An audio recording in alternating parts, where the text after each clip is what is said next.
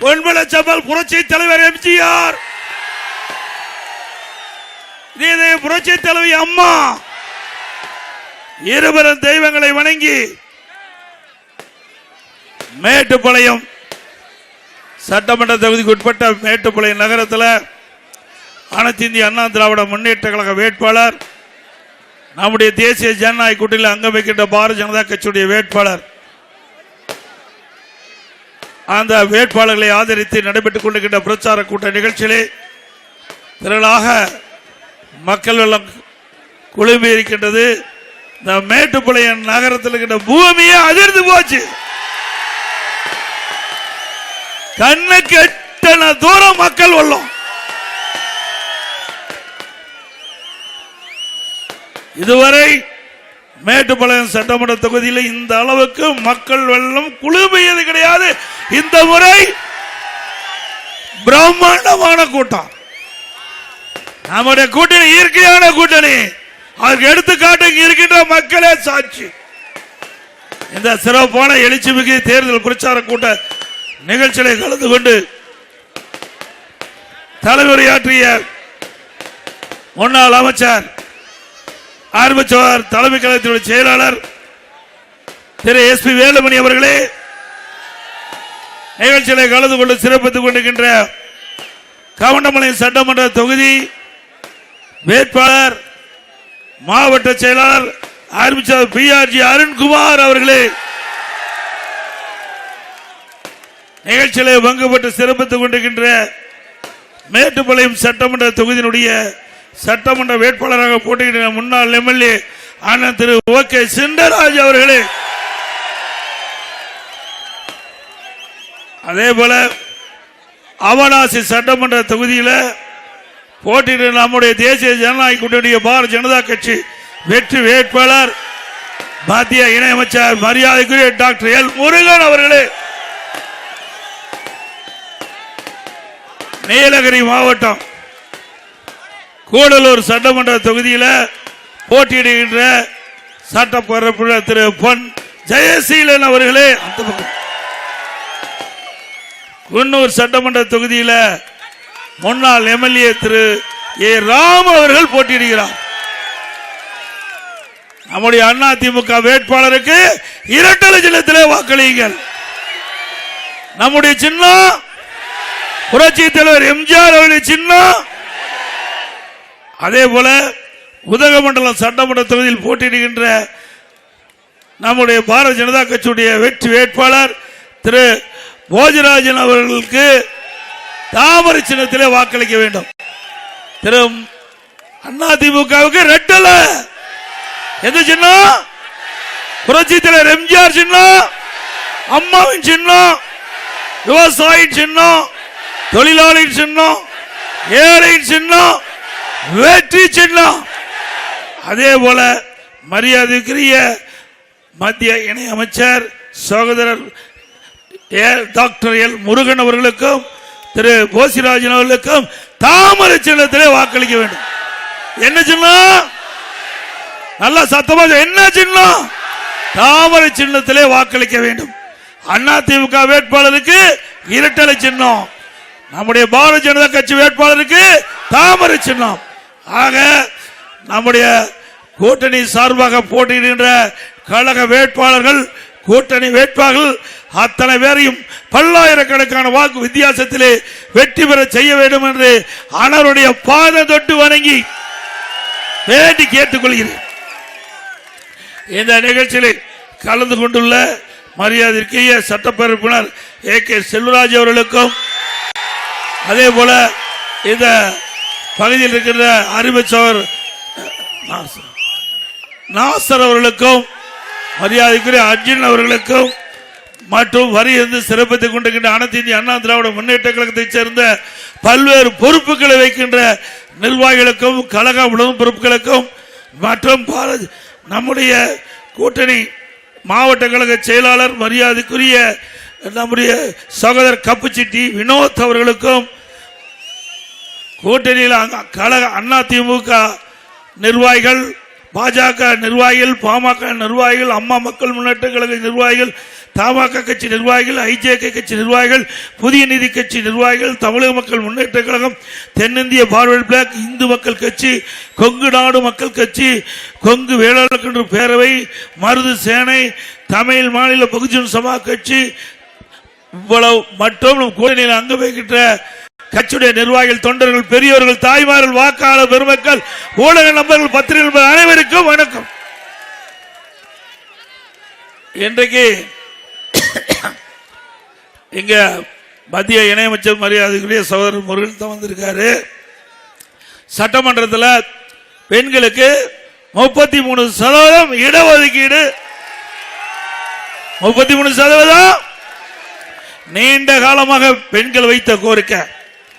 இன்றைக்கு அவளுக்குன்னு தனி பிரதித்துவம் வேண்டும் என்று இதையெல்லாம் அறிந்துதான் இதை புரட்சி தலைவி அம்மா அவர்கள் இருக்கின்ற பொழுது இன்றைக்கு உள்ளாட்சியில் 33% 50% உயர்த்தணும். உள்ளாட்சியில் 50% உயர்த்தணும். அதே போல இதே புரட்சி தலைவி அம்மா இருக்கும்போது நான் எம்பியா இருந்தேன். அப்ப அம்மா 98ல் நம்முடைய நாடாளுமன்றத்திலும் சட்டமன்றத்திலையும் 33% பெண்களுக்கு இடஒதுக்கீடு வேண்டும் என்று அப்பொழுது இருந்த நம்முடைய அண்ணன் தம்பித்துறை அவர்கள் சட்டத்துறை அமைச்சராக இருந்தார். அப்போ மறைந்த வாஜ்பாய் அவர்கள் பிரதமர் இருந்தார். அந்த காலகட்டத்தில் நாடாளுமன்றத்தில் இந்த மசோதா கொண்டாந்தாங்க. இந்த நம்முடைய மகளிருக்கு 33% இட மசோதாவை கொண்டு வந்தது அண்ணா திமுக இருக்கிற காலம், அம்மா காலம். அப்ப கொண்டாந்து பாரதிய ஜனதாவுடைய கட்சியில் இடம்பெற்றிருந்தோம். பாரதிய ஜனதா ஆட்சி அந்த காலகட்டத்தில் 98ல் மறைந்த போற்றுதலுக்குரிய வாஜ்பாய் அவர்கள் பாரத பிரதமர் இருந்தார். இது எல்லா கட்சியிலும் ஆலோசனை நடத்தி அந்த மசோதா கொண்டாந்து நம்முடைய சட்டத்துறை அமைச்சரான திரு தம்பித்துறை அவர்கள் அந்த மசோதாவை படிச்சிட்டு இருக்கும்போது உடனே முலாயம் யாதவ் அந்த கட்சியில் இருந்து வந்தவர் நாடாளுமன்றத்தில் அதை பிடுங்கி கிழிச்சு வச்சுட்டார். நாடாளுமன்றத்திலேயே பிடுங்கி 4ஆம் முனை கிழிச்சு வச்சுட்டாங்க. அப்பவே நின்று போயிட்டது. அதை இப்பொழுது இருக்கின்ற பாரத பிரதமர் நரேந்திர மோடி அவர்கள் அம்மா கொண்டு வந்து நிறைவேற்றிருக்கார். அது மட்டுமல்ல, இன்றைக்கு இந்த பாராளுமன்றத்தினுடைய தொகுதி வரையறை வேண்டும் என்ற திட்டமிட்டது ஸ்டாலின் அவர்கள் ஒரு அறிவிப்பை வெளியிட்டார். தமிழ்நாட்டில் இந்த பாராளுமன்ற தொகுதி வரைமுறை வருகின்ற பொழுது நம்முடைய எண்ணிக்கை குறையும் என்ற ஒரு தவறான கருத்தை, அவதூறான பிரச்சாரத்தை அவரும் அவருடைய கூட்டணி கட்சி சேர்ந்த காங்கிரஸ் கட்சி, தோழமை கட்சிகள்லாம் அறிவிப்பு கொடுத்து வீடு வீடா கருப்பு கொடி கட்டுறாங்க சொன்னாரு. நானும் வழி பூரா பார்த்தேன், ஒரு கருப்பு கொடி கூட கண்ணுக்கு தெரியல, ஒரு கருப்பு கொடி கூட. ஏன்னா அவள் பேசுவது பொய். ஸ்டாலின் வேண்டும் என்று அனைத்து இந்திய அண்ணா திராவிட முன்னேற்ற கழகத்தின் சார்பாக நாம் தெரிவிக்கின்ற கருத்துக்கு பதில் கருத்து சொல்ல முடியல. சொல்ல முடிஞ்சுதா? இன்னைக்கு அண்ணா திமுக ஆட்சி 2010 2021 வரை நாம என்னென்ன சாதனை பண்ணோம், மக்களுக்கு என்ன நன்மை செஞ்சோம் அப்படின்னு நாம சொல்றோம். திராவிட முன்னேற்ற கழகத்தில் அப்படியே சொல்றாங்களா? என்ன சொல்றாரு? தமிழ்நாட்டுக்கு டெல்லிக்கு போட்டியாம். தமிழ்நாட்டுக்கும் நடக்கிற தேர்தல் என்ன? நல்லா சத்தமா சொல்லுங்க. நடக்கிற தேர்தல் என்ன தேர்தல்? தமிழ்நாட்டில் நடக்குது சட்டமன்ற தேர்தல். அப்புறம் டெல்லிக்கும் தமிழ்நாட்டுக்கு என்ன தொடர்பு? இப்படிப்பட்ட முதலமைச்சர் நாட்டியான நாடு உருப்படியாகுமா? திரு ஸ்டாலின் அவர்களே, மேட்டுப்பாளையத்தில் இருக்கிற மக்களுக்கு தெரிகிற விஷயம் கூட இந்த முதலமைச்சருக்கு தெரியல. நடக்கிற தேர்தல் சட்டமன்ற தேர்தல் 2024 நாடாளுமன்ற தேர்தல் முடிஞ்சு போச்சு. இப்பொழுது திராவிட முன்னேற்ற கழகம் ஆட்சியிலே அகற்றப்பட வேண்டும் என்று நடைபெறுகிற தேர்தல் சட்டமன்ற பொது தேர்தல். இன்றைக்கு ஊழல் ஆட்சி அகற்றப்பட வேண்டும் என்ற தேர்தல். அந்த அடிப்படையில் தான் அண்ணா திமுக பாரதிய ஜனதா இன்றைக்கு அற்புதமான கூட்டணி வச்சிருக்கிறோம். நம்முடைய கூட்டணி தேசிய ஜனநாயக கூட்டணி என்ற அமைப்பை ஏற்படுத்தி பல கட்சிகள் ஒன்று சேர்ந்து இன்றைக்கு மக்கள் விரோத திமுக ஆட்சியை அகற்றப்படுவதற்காக அமைக்கப்பட்ட கூட்டணி. அகற்றுவீங்களா? திமுக வீழ்த்துவீங்களா? சிந்திச்சு பாருங்க. இன்றைக்கு திராவிட முன்னேற்ற கழகம் ஆட்சிக்கு வந்து 5 வருடம் நிறைவுபட்டுது. மேட்டுப்பாளையத்துக்காக செஞ்சிருக்காங்களா? நான் வரும்போது நம்முடைய சகோதரர் வேலுமணி அருண்குமார் சொன்னாரு, அண்ணா நான் மேட்டுப்பாளையத்தில் கட்டின பாலம் நாம தான். கோயம்புத்தூர்ல வந்தேன், எல்லா பாலத்திலும் ஏறி இறங்கி வந்தேன். அப்ப சொன்னாரு நம்முடைய கவுண்டம்பாளையம் சட்டமன்ற உறுப்பினர் அறிவு சகோதரர் நம்முடைய அருண்குமார் சொன்னாரு, அண்ணா இது நீங்க கட்டின பாலம், இது நீங்க கட்டின பாலம். ஒரே ஒரு பாலத்தை தான் அவர் கட்டுறாரு, அது முடியல, பாதியில் நிக்குது. அந்த பாலத்தை நீங்க தான் முடிச்சு திறக்க போறீங்க. அப்ப நம்முடைய கோவை மாவட்டம், தமிழகத்திலே கோவை மாவட்டத்தில் அதிக பாலத்தை கட்டி கொடுத்திருக்கிறோம்.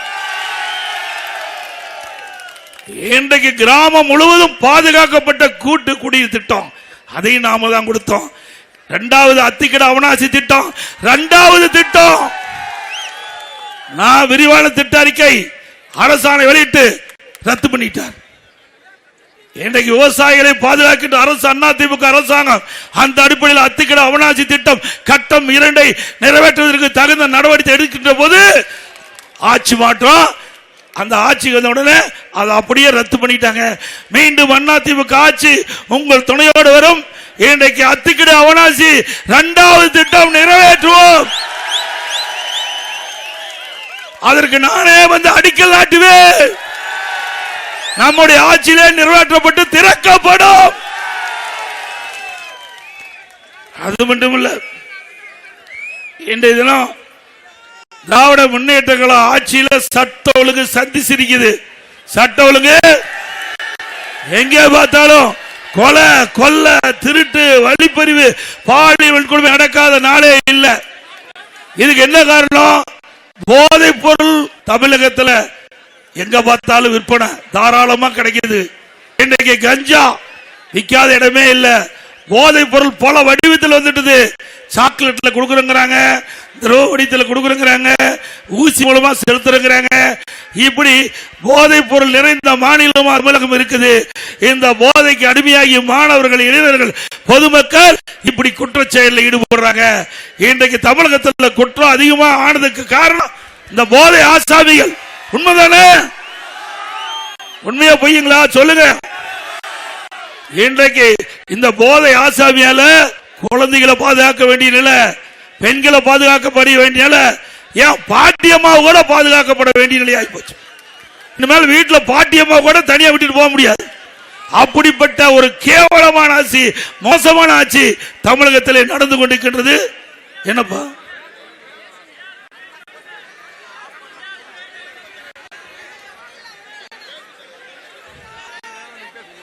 ஆக சிந்திக்க வேண்டும். நான் விளையாட்ட சொல்லுங்க, ஒரு நாட்டுடைய வளர்ச்சி சட்ட ஒழுங்கு தான் ஒரு நாட்டுடைய வளர்ச்சி பார்க்க முடியும். இன்றைக்கு தமிழகத்தில் சட்ட ஒழுங்கு சரியில்லாத காரணத்தினால நமக்கு வர வேண்டிய தொழிற்சாலை எல்லாம் அண்டை மாநிலத்துக்கு போயிட்டு இருக்குது. இன்னைக்கு பெண்கள் நடமாட முடியல, சிறுமிக்கு பாதுகாப்பு இல்ல, பெண்களுக்கு பாதுகாப்பு இல்ல, ஒட்டுமொத்த தமிழ்நாட்டு மக்களுக்கு பாதுகாப்பு இல்ல. 2 வயசு பிஞ்சு குழந்தை, 2 வயசு பிஞ்சு குழந்தை கிருஷ்ணகிரியில கதற கதற பாலியல் வன்கொடுமை செஞ்சு கொலை செஞ்சிருக்கிறாங்க. இப்படிப்பட்ட ஆட்சி தொடர வேண்டுமா? இன்றைக்கு மிஞ்சூர் சென்னைக்கு அருகில் இருக்கிற மிஞ்சூர்ல ஒரு இஸ்லாமிய வீட்டில் தனியா இருந்திருக்கிறாங்க மாணவி.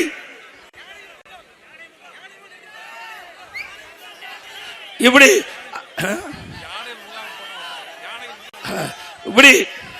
வந்து தனியா இருக்கும்போது என்னப்பா வருது? சரியா போச்சு. தனியா இருக்கும்போது இந்த போதை ஆசாமிகள் வீட்டில் நுழைந்து அந்த பெண்ணை பாலியல் வன்கொடுமை செய்யப்பட்டு வெட்டி மருத்துவமனையில் சேர்த்தி இருக்கிறாங்க. எவ்வளவு மோசம்! இங்க கோயம்புத்தூர்ல விமான நிலையத்துக்கு அருகில ஒரு மாணவியும் ஒரு ஆண் நண்பரும் பேசிட்டு இருக்காங்க கார்ல. ஒரு 3 பேர் போதை ஆசாமி வந்து அந்த பெண்ணை பாலியல் வன்கொடுமை செஞ்சு அந்த பெண்ணு கதறி ஆடை இல்லாம ஓடி மருத்துவமனையில் சேர்ந்து சிகிச்சை பெறக்கூடிய அவல நிலை இந்த ஆட்சி தொடர வேண்டுங்களா? கொஞ்சம் நஞ்சம் அவ்வளவு பாலியல் வன்கொடுமை நடக்காத நாளே இல்லை. இன்னைக்கு தொலைக்காட்சியும் செய்தியும் பார்த்தா அப்பெல்லாம் தங்க நிலவரம் என்ன, வெள்ளி நிலவரம் என்ன, அப்படிதான் நம்ம கேட்போம். இப்ப கொலை நிலவரம் என்ன, போதைப் பொருள் நிலவரம் என்ன, இதுதான் இப்ப தொலைக்காட்சியிலயோ பத்திரிகையில வந்து கொடுக்கின்ற செய்தி. ஆக இன்றைக்கு முதலமைச்சரை பொறுத்த வரைக்கும் அவருக்கு ஞாபகம் மறதி அதிகம். பக்கத்துல ஒரு 4 நாளைக்கு முந்தி கடலூர்ல போன நடத்தினாங்க. அந்த கடலூர் நடத்தின கூட்டத்தில் வேட்பாளர் நம்ம வேட்பாளர் மாதிரி அறிமுகம் செஞ்சுட்டு இருந்தாங்க. அப்ப திமுக வேட்பாளர் அறிமுகம் செய்யணும். அப்ப சின்னத்தை மறந்துட்டாரு. என்ன சின்னம், என்ன சின்னம், அதில் பக்கத்தில் இருக்காங்க பக்கத்தில் இருக்கிற உதயசூரியன் அவரு சின்னத்தையே மறந்துட்டார். திமுக தலைவர் அவருடைய சின்னத்தையே மறந்த தலைவரை நாம தேர்ந்தெடுத்த நாடு உருப்படியாவங்களா சொல்லுங்க. அவரு திமுக சின்னம், உதயசூரியன் சின்னம். அந்த சின்னத்தை அந்த தலைவர் மறந்து போயிட்டாருன்னா எப்படி நாட்டை காப்பாரு, பாதுகாக்க முடியுமா? என்ன அடிக்கடி சொல்லுவாங்க அவருடைய கட்சிக்காரரு, திமுக தலைவருக்கு அடிக்கடி மறதி அதிகம்னு சொல்லுவாங்க.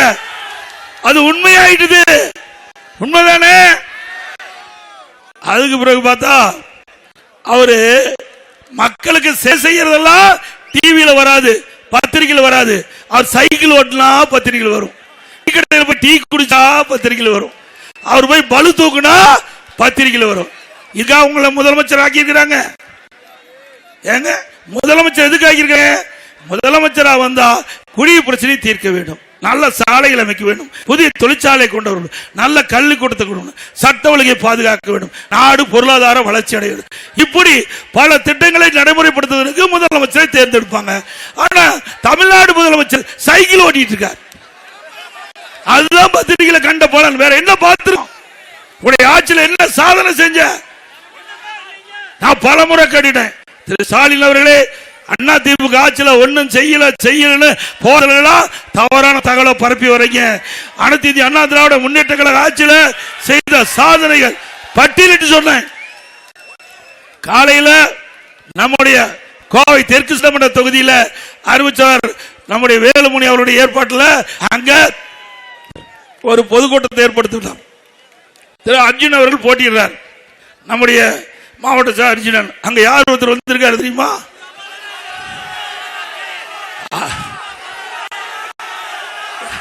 நல்ல பேர் வச்சிருக்கிறீங்க. 10 ரூபா, 10 ரூபா. அப்படிப்பட்டவர் உங்க மாவட்டத்தில் விடலாமா? அவர் ஓட ஓட விரட்டுவீங்களா? அவரை மட்டும் தப்பி தவறி நீங்க விட்டுட்டீங்க, கோவை மாவட்டம் 50 போயிடும். நான் ஏற்கனவே அந்த அங்க பேசும்போது சொன்னேன், இந்த கொரோனா காலம் உங்களுக்கு நல்லா தெரியும். கொரோனா வைரஸ் பாதிக்கப்பட்டா உயிருக்கே ஆபத்து ஏற்பட்டுரும். அப்போ அது கூட நம்முடைய பாரத பிரதமர் நரேந்திர மோடி மருந்து கண்டுபிடிச்சு குணப்படுத்துறதுக்கு செஞ்சார். ஆனா இப்ப இந்த நம்முடைய கோவை தெற்கு சட்டமன்ற தொகுதியில் வந்திருக்கிற அந்த கொரோனா சாதாரண கொரோனா இல்ல, அதுக்கு மருந்தே இல்ல. அந்த வைரஸ் தாக்கப்பட்டுட்டா இந்த கோவை மாவட்டம் அதோட போயிடும். ஏன்னா கரூர்ல முடிச்சு கட்டிட்டாரு. கரூர்ல இப்ப எங்க வந்துட்டாரு? உங்க மாவட்டத்துக்கு வந்துட்டார், கோயம்புத்தூர் மாவட்டம் வந்துட்டார். இந்த அதிகாரி டிரான்ஸ்பர் மாதிரி அங்க டிரான்ஸ்பர் ஆகி இங்க வந்திருக்கார். நல்லா சிந்திச்சு பாருங்க. நல்ல மனிதர் இருந்தால் ஒரு சட்டமன்ற உறுப்பினர், ஒரு அமைச்சரா இருந்தவர் என்னுடைய சொந்த தொகுதி விட்டுட்டு வெளியே வருவாங்களா? நான் இப்ப 11வது முறையா எடப்பாடியில் நிக்கிறேன், 11வது முறையா நிக்கிறேன். ஆரம்பிச்சார் தொண்டாமுத்தூர்ல, ஆரம்பிச்சார் வேலுமணி நிக்கிறாரு. உன்னால நிக்க முடிஞ்சுதா? அங்க ஓட ஓட விரட்டி இங்க கோவை தெற்கு சட்டமன்ற தொகுதிக்கு வந்து நிக்கிறாரு. நல்லா சிந்திச்சு பாருங்க. நான் விளையாட்டா சொல்லிங்க, சாதாரண ஆளுங்க. எல்லாத்துக்கும் ஆண்டவன் மூளை படைச்சிருக்காரு, அவருக்கு தனி மூளை படைச்சிருக்காரு. அவருக்கு என்ன, எல்லாரும் நல்லது செய்யறதுக்காக ஆண்டவன் நமக்கு இறைவன் மூளை பிடிச்சிருக்காரு. அவருக்கு மட்டும் தீய என்னதான் தோன்று, அந்த மூளையில வேற எதுவுமே தோன்றாது. அவர் சிந்திப்பது எல்லாமே எப்படி ஒருத்தரை ஏமாத்தலாம், எப்படி ஒருத்தரை வீழ்த்துக்கு என்னென்ன வழியை பின்பற்ற வேணும், என்னன்னா வீழ்த்தல சாதாரணம் இல்ல, தவறான வழியில வீழ்வது. அப்படி ஒருவர் தான் வந்து நிக்கிறாரு. தயவு செய்து வந்திருக்கிற மேட்டுப்பாளையத்தில் தான் சரி, அவனாசியில் இருந்தாலும் சரி, கவுண்டம்பாளையத்தில் இருந்தாலும் சரி, இந்த கோவை மாவட்டத்தில் இருக்கிற அத்தனை சட்டமன்றத்தில் இருக்கிற மக்கள் அங்க கவனத்தை செலுத்துங்க. ஒட்டுமொத்த மாவட்டத்துக்கு ஆபத்து வந்துடும், ஒட்டுமொத்த மாவட்டத்துக்கு ஆபத்து வந்துடும். கரூர்ல அந்த சட்டிய சுரண்டி கமுத்தி விட்டார், முடிச்சு விட்டாங்க கரூரை. இப்ப இங்க வந்திருக்கிறார், அங்க மணல் கொள்ள, மணல் கொள்ள, பயங்கர மணல் கொலை. இங்க வந்துட்டா இந்த மாவட்டத்தில் இருக்கிற தொழிற்சாலை எல்லாம் ஆபத்து, எல்லாம் மாமூல் கட்ட வேணுங்க. அந்த காலத்தில் ரவுடி இருப்பாங்க, அந்த ரவுடியிலிருந்து ஒவ்வொரு கடைக்கும் மாமூல் வாங்குவாங்க. உங்களுக்கு நல்லா தெரியும் அந்த காலத்தில். அது மாதிரி இங்க இருக்கின்ற கோவை மாவட்டத்தில் இருக்கின்ற தொழில் செய்கிற அத்தனை பேரையும் கப்ப கட்டி ஆகணும். நினைச்சிடாதீங்க. இப்ப திருப்பி சொல்றேன், மக்களுக்கு சேவை செய்வதற்காக வந்து நிக்கல, மக்களை வாட்டி வதைக்கிறதுக்கு வந்திருக்கிறாரு. உஷாரா இருங்க, உஷாரா இருங்க. அதுக்கு மேல உங்களுடைய முடிவுதான்.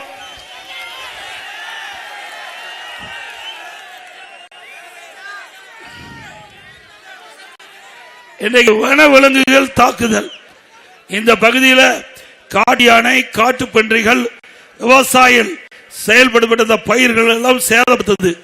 அதை பாதுகாக்க வேண்டும் என்று கொடுத்திருக்கிறீங்க. நான் ஏற்கனவே இங்க கூட்டத்துக்கு வந்தேன். அப்ப எழுச்சி பயண கூட்டத்துக்கு வருகின்ற பொழுது அப்ப வந்து இந்த வன விலங்குகளால் உயிருக்கு ஆபத்து ஏற்படுது, வன விலங்குகளால் விவசாயிகள் பயிரிட்ட பயிர்கள் சேதமாகுது, அதற்கு நிவாரணம் வேண்டும், அதையும் கொடுப்போம். இனி வனவிலங்குகள் நம்முடைய சாகுபடி செய்யப்பட்ட பயிர்களை சேதம் ஏற்படாமல் பாதுகாப்பதற்கு உரிய நடவடிக்கை மேற்கொள்ளப்படும். அதே போல ஏதாவது ஒரு சூழ்நிலையில வன விலங்குகள் தாக்கி உயிரிழந்தால் இப்பொழுது வழங்கப்படுகின்ற நிதியை காட்டிலும் கூடுதலாக 5 லட்சம் நிதி உயர்த்தி வழங்கப்படும்.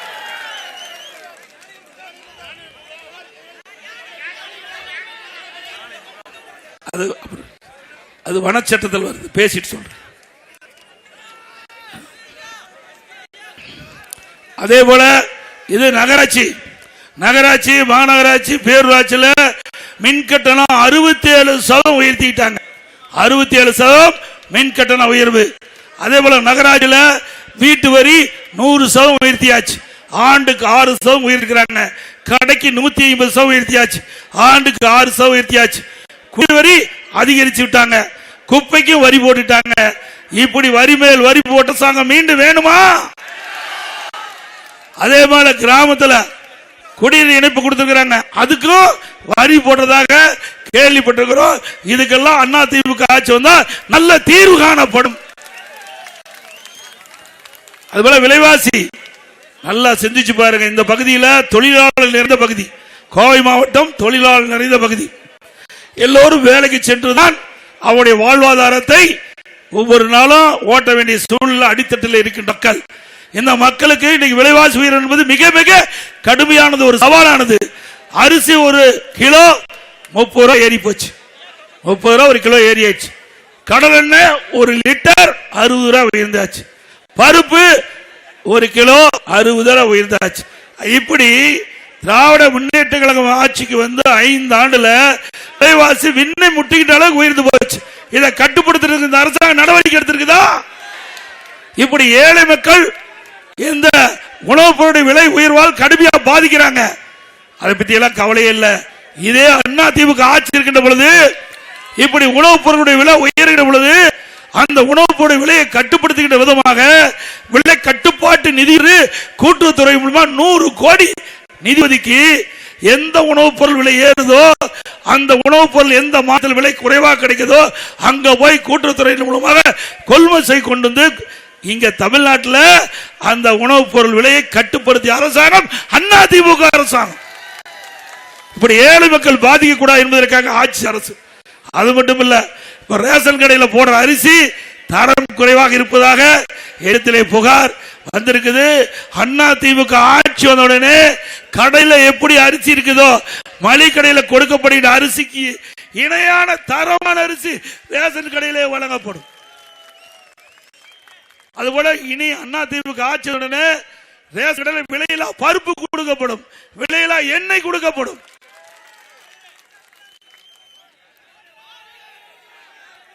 அதே போல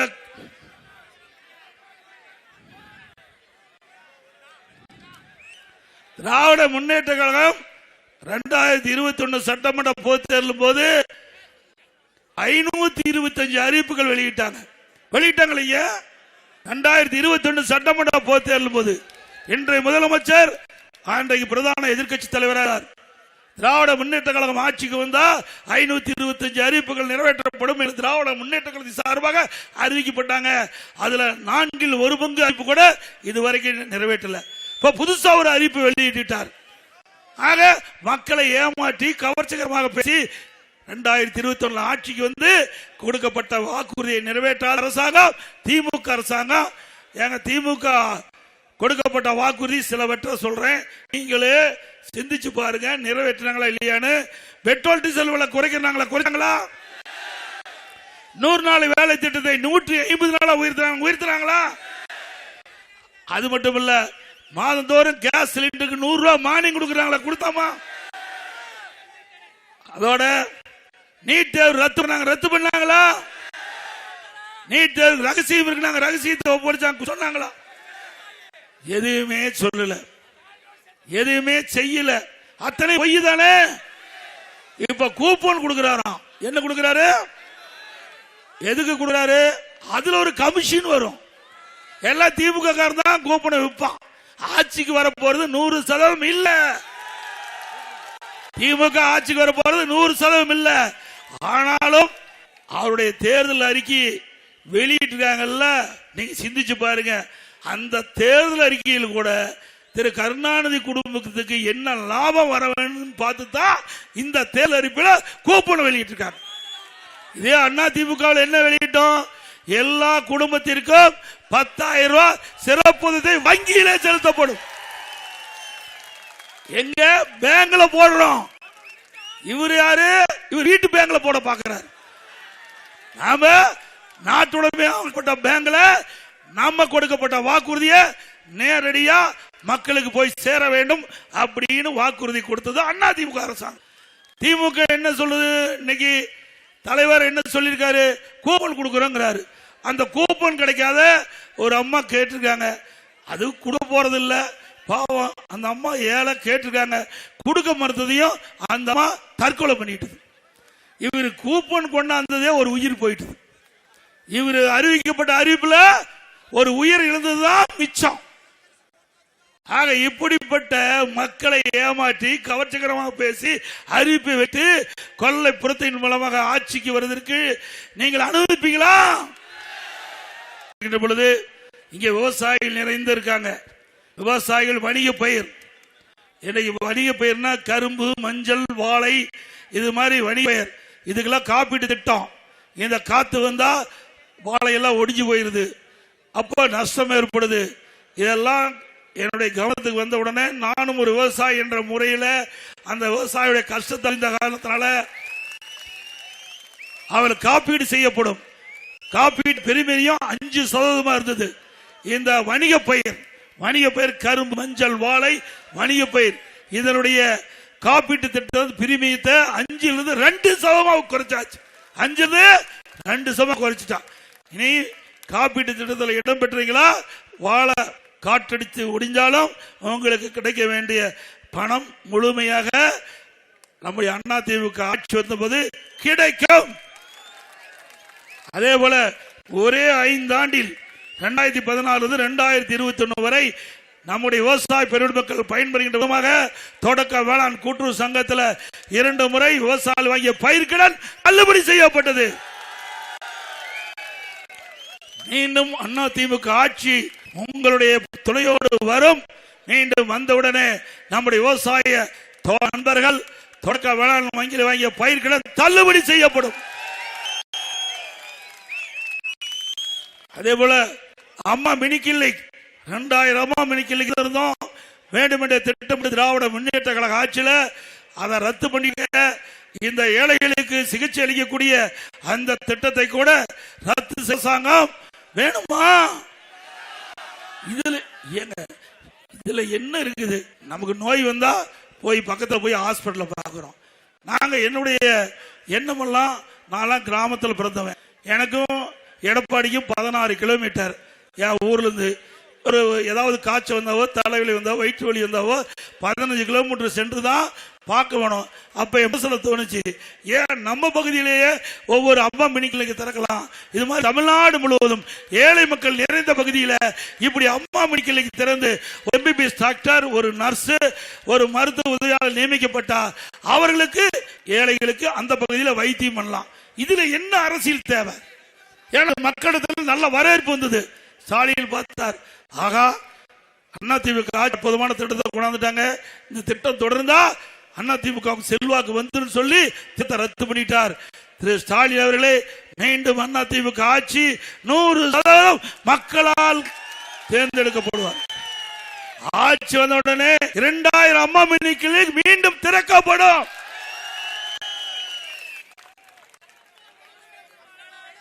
அதே போல போதைப் பொருள் சொன்ன, ஏற்கனவே போதைப் பொருள் கடுமையா இருக்கு தமிழ்நாட்டில். போதைப் பொருள் மாநிலமா இருக்குது. அதிமுக ஆட்சிக்கு உடனே 3 மாதத்தில் தமிழகத்தில் கஜாவை அறவாக ஒழிக்கப்படும்.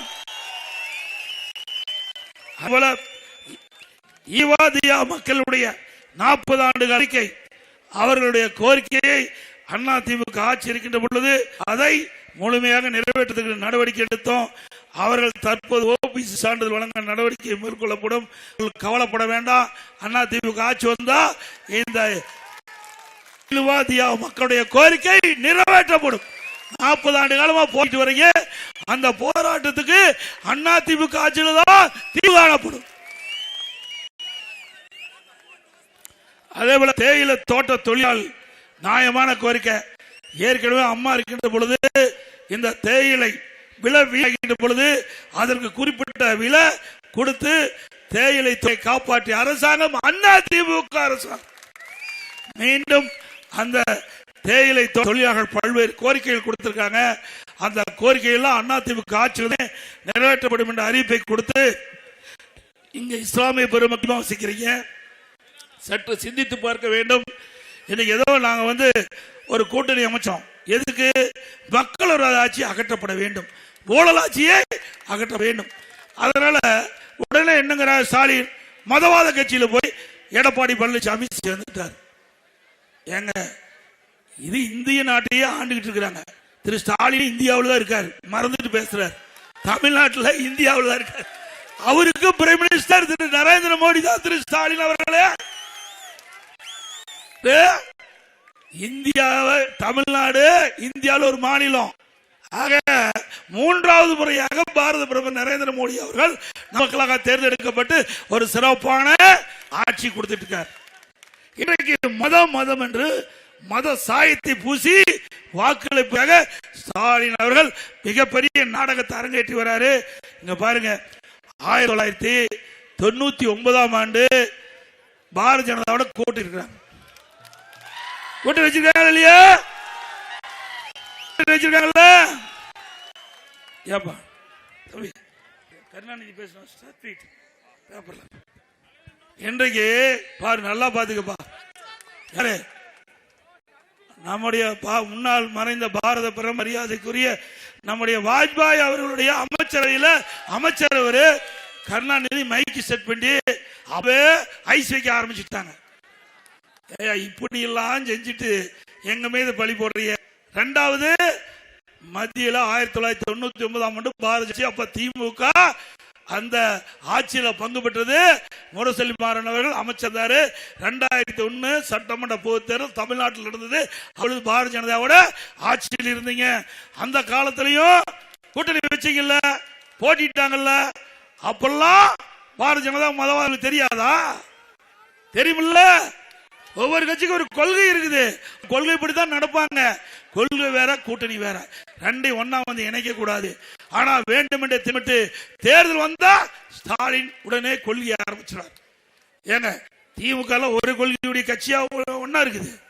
எப்ப பார்த்தாலும் ஸ்டாலின் பேசுவார், ஒத்த கொள்கையுடைய கட்சிகள் எல்லாம் ஒன்றாக இணைந்து திமுக தலைமையில் இருக்குதுன்னு. ஏன்னா திமுக காங்கிரஸ் ஒரே கொள்கையா? திமுக கம்யூனிஸ்ட் ஒரே கொள்கையா? திமுக விடுதலை ஒரே கொள்கையா? அப்ப ஏன் பாண்டிச்சேரியில் மாறி மாறி நிக்கிறீங்க? அப்புறம் ஏன் கேரளாவில் காங்கிரஸ் கம்யூனிஸ்ட் எடுத்து போட்டிடுறாங்க? அங்க ஒரு கொள்கை, இங்க ஒரு கொள்கை. ஏன்னா தமிழ்நாட்டு மக்களை ஏமாற்றி ஏற்கனவே ஆட்சிக்கு வந்த பழக்க தோஷம் எப்ப மக்களை ஏமாத்தலான்ட்டு ஒத்த கொள்கையுடைய கட்சி எல்லாம் ஒன்றாக இணைந்திருக்கிறான். ஸ்டாலின் அவர்களே, எங்களை பொறுத்த வரைக்கும் ஊழல் ஆட்சி தமிழகத்தில் நடந்து கொண்டிருக்கிறது. மக்களாட்சி அகற்றப்பட வேண்டும். அந்த அடிப்படையில் நாங்கள் கூட்டணி அமைச்சிருக்கிறோம். நாங்க மக்களுக்கு நல்லது செய்ய வேண்டும் என்ற அடிப்படையில் கூட்டணி அமைச்சிருக்கிறோம். எங்க கூட்டணியில் அமைக்கப்பட்ட கட்சிகள், எங்க கூட்டணியில் இடம்பெற்ற கட்சிகள் எல்லாம் மக்களுக்கு சேவை செய்ய வேண்டும், மக்களுக்கு நல்லது செய்ய வேண்டும், நல்ல திட்டங்களை கொண்டு வர வேண்டும், அவர்களுக்கு தேவையான உதவிகள் அடிப்படைகள் அனைத்தும் செய்ய வேண்டும் அடிப்படையில் இருக்கின்ற கூட்டணி அண்ணா திமுக தலைமையில் இருக்கின்ற தேசிய ஜனநாயக கூட்டணி.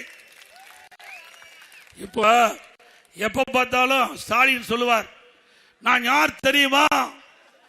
பேசிட்டு முத்துவேல் கருணாநிதியுடைய மகன் ஸ்டாலின் சொல்லுவார், எங்க அப்பா என்ன சொன்னாரோ அதை நான் செய்யறேங்கிறாரு. சொன்னது செய்ய வேண்டுமா வேண்டாமா? அப்பவே திரு கருணாநிதி அவர்கள் பேப்பர்ல வந்திருக்குது. அப்ப சொன்னது, குஜராத்தை சிறப்பாக மேம்படுத்தியவர் நரேந்திர மோடி மிக நல்லவர். யார் சொன்னது? திரு முத்துவேல் கருணாநிதி அவர்கள் சொன்னாரு. நாம சொல்ல அப்பா சொல்ற மாதிரி நடந்துக்க வேணும்ல. திரு மோடி நல்லவர் அப்பாவே சர்டிபிகேட் கொடுத்துட்டாரு. அப்புறம் நீ ஏன் மோசம் சொல்ற? நீ ஏன் கருப்பு காட்டுற? நீ ஏன் கருப்பு பலன் விடுற? எதிர்கட்சியா இருக்கும் போது கருப்பு பலன் விடுறாரு, கருப்பு கொடி காட்டுறாரு. ஆளுங்கட்சி ஆயிட்டா வெள்ளை கூட உடைக்கிறார். ஐயா, உன்னுடைய கேம் இவருக்கு தெரியும். உன்னை பாரு, எத்தனை முதலமைச்சர் பார்த்திருக்காரு. நாட்டை ஆளக்கூடிய தமிழ்நாடு, இந்தியாவில் எத்தனை முதலமைச்சர் நாட்டை ஆண்டிட்டு இருக்கிறாங்க. அத்தனை முதலமைச்சரையும் வழிநடத்தக்கூடிய ஒரு மிகப்பெரிய உயர்ந்த இடத்துல இருக்கிறாரு. அவர்கிட்ட போய் சவால் உடைய திரு ஸ்டாலின் அவர்களே, மலையில போய் தலைவனா என்ன உடையும்? மண்டதான் உடையும். அப்படி மோதி பார்க்கறது 10 போது, இல்லைன்னா மண்டை தாங்காது. இந்த பகுதியில் இஸ்லாமிய மக்கள் சிந்திக்க வேண்டும். நான் வாக்குக்காக இதை சொல்லல.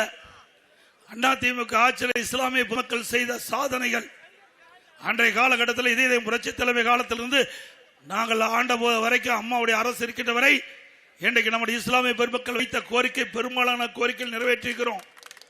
திமுக ஒரு கோரிக்கை நிறைவேற்றல. இதை சிந்திங்கள், சற்று சிந்திங்கள். தமிழகம் அமைதி பூங்காக விளங்குவதற்கு காரணம் 31 ஆண்டு காலம் தமிழகத்தில் ஆட்சி புரிந்தது அண்ணா திமுக. இன்னைக்கு சிறுபான்மை மக்கள் பாதுகாவலராக இருந்த அரசாங்கம், அரசாங்கம் அப்படி உங்களுக்கு பாதுகாவலராக இருந்தார். கண்ணுக்கு எப்படி இமை காப்பது, அதுபோல இஸ்லாமிய பெருமக்கள், கிறிஸ்துவ பெருமக்களுக்கு, இன்னும் சிறுபான்மை மக்களுக்கு பாதுகாப்பாக கண்ணுக்கு இமை பார்ப்பதை போல காத்த கட்சி அண்ணா திமுக கட்சி, அண்ணா திமுக அரசாங்கம். இதே அம்மா அவர்கள் தமிழகத்துடைய முதலமைச்சர் இருந்த காலகட்டம் 2001ஆம் ஆண்டு அம்மா அவர்களை இங்க இருக்கின்ற தமிழ்நாட்டில் இஸ்லாமிய பெருமக்கள் சந்தித்து கோரிக்கை வச்சாங்க. இன்றைக்கு புனித ரமலான் மாதத்தில் பள்ளி வாசலுக்கு நோன்பு கஞ்சி தயாரிக்க அரிசி வேணும்னு கேட்டாங்க. விலையெல்லாம் அரிசி கொடுத்த அரசாங்கம் அண்ணா திமுக அரசு. மதத்தை பார்க்கல, அவருடைய மனித நேயத்தை பார்த்தார்கள். அம்மா சிந்திங்க. இன்றைக்கு இஸ்லாமிய நாட்டில் கூட இப்படி விலையில்லாம கொடுக்கல. தமிழ்நாட்டில் அம்மா இருக்கும்போது தான் இதை கொடுத்தாங்க. நாகூர் தர்கா சந்தனக்கூடு திருவிழாவிற்கு சேர்ந்த தேவைப்படும் சந்தன கட்டைகள் அண்ணா திமுக ஆட்சியிலிருந்து நான் இருக்கின்ற வரை விலையில்லாம கொடுத்தோம். 2018 நமக்கு வேண்டிய மத்தியில் இருந்து நமக்கு கிடைக்க வேண்டிய நிதி கிடைக்காத போது ஹஜ் புனித பயணம் மேற்கொள்வதற்கு தொடர்ந்து நிதி கொடுத்தது அண்ணா திமுக அரசு. ஹஜ் பயணிகள் சென்னையில் தங்கி செல்வதற்கு ஹஜ் இல்ல வேண்டும் என்று இஸ்லாமிய பெருமக்கள் கோரிக்கை வச்சாங்க. அந்த கோரிக்கையும் அண்ணா திமுக ஆட்சி 15 கோடி கொடுத்தது. 2016 முதல் ஹாஜிகளுக்கு மாதந்தோறும் 20,000 ரூபாய் மதிப்பூதியம் வழங்கும் திட்டத்தை துவங்கியப்பட்டது. உலமாக்கள் மற்றும் மோதிலாருக்கு ஓய்வூதிய பயனாளருடைய எண்ணிக்கை 2004 2600 உயர்த்தினோம். அவருடைய ஓய்வூதியம் 750 3000 உயர்த்தி கொடுத்தோம். உலமாக்களுக்கு புதிய இருசக்கர வாகனம் வாங்க மானியம் கேட்டாங்க. ஒவ்வொரு இருசக்கர வாகனம் 25000 மானியம் கொடுத்தோம். வகுப்பு வாரியத்திற்கு ஆண்டு நிர்வாக மானியம் மற்றும் பள்ளிவாசல்கள் தர்காக்கள் பழுதுவாத்தல் மற்றும் புனரமைப்பு பணிகள் மேற்கொள்ள நிதி வழங்கப்பட்டது. இஸ்லாமிய வகுப்பினர் நேரடி நியமன முறையில் நிரப்பப்படாத பணியிடங்களுக்கு முன்கொணர்வு முறையை நீடிக்க அரசாணை வெளியிடப்பட்டது. 2018 ஆண்டு நாகப்பட்டினத்தில் புயலால் அங்க இருக்கிற நாகூர் தர்கா குளக்கரை சேதமடைஞ்சது. நான் நாகப்பட்டினத்திற்கு அந்த மக்களை சந்தித்த பொழுது அங்க இருக்கிற இஸ்லாமிய பெருமக்கள் நாகூர் தர்காவுக்கு என்னை அழைத்து சென்று குளக்கரையை சீர் செய்ய வேண்டும் என்று கோரிக்கை வச்சாங்க. அவருடைய கோரிக்கை ஏற்று 4,25,00,000 ரூபாய் நிதி ஒதுக்கி குளக்கரையை சரி செஞ்ச சிறுபான்மை பொருளாதார மேம்பாட்டு கழகம் அமைச்சர் அதிமுக. 2002 ஆண்டு இந்திய நாட்டுடைய ஜனாதிபதி, இன்றைக்கு பாரதிய ஜனதா பத்தி பேசுறாங்கல்ல, அன்றைக்கு பாரதிய ஜனதா கட்சி தான் இன்றைக்கு இந்திய நாட்டுடைய உச்சபட்ச பதவி ஜனாதிபதி பதவி. அந்த ஜனாதிபதி பதவிக்கு அன்றைக்கு மத்தியிலே ஆண்ட பாரதிய ஜனதா கட்சி அவர்கள் இன்றைக்கு ஏபிஜே அப்துல் கலாம் நாட்டுடைய ஜனாதிபதி ஆகுவதற்கு முன்னிறுத்தினாங்க. அதுக்கு ஓட்டளித்தது அதிமுக.